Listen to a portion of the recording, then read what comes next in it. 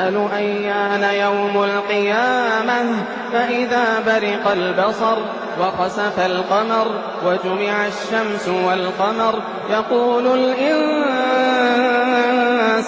يومئذ أين المفر كلا لا وزر إلى ربك يومئذ المستقر ينبأ الإنسان